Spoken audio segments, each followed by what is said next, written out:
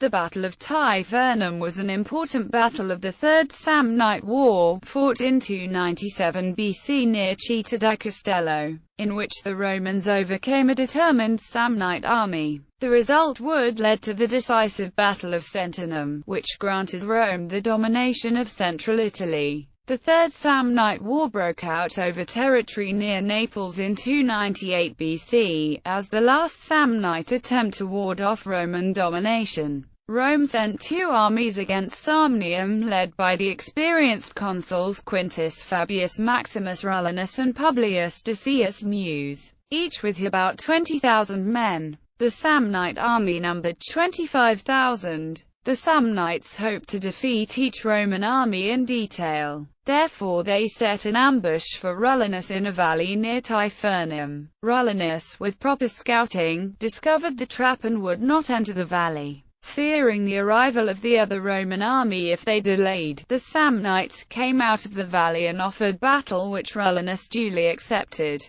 The battle lines clashed and the Samnites were getting the upper hand when suddenly in the Samnite rear there appeared a force of Roman hastata, led by the tribune Lucius Cornelius Scipio Barbatus, that Rullinus had previously sent on a flanking march before the battle had begun. With both sides thinking this small detachment heralded the arrival of the army of Decius Mus, the Roman morale soared while that of the Samnites collapsed and they fled the battle. The badly shaken Romans were in no shape to pursue, and so with Samnite casualties fairly low, the Samnites were still in shape to continue the war. In the next year the Etruscans sued for peace. The newly elected consuls for 297 BC, Quintus Fabius Maximus and Decius Mus, led both armies against Samnium, Barbatus going as lieutenant general under Maximus. As they advanced into Samnium, laying waste to the country, the Samnites were hoping to catch them in an ambush in a valley at Tifernum. Stationing a force there to entice the Romans, they hid their main force in the hills behind. Fabius saw through the ruse and brought his army up in quadrangular formation before the hiding place of the Samnites,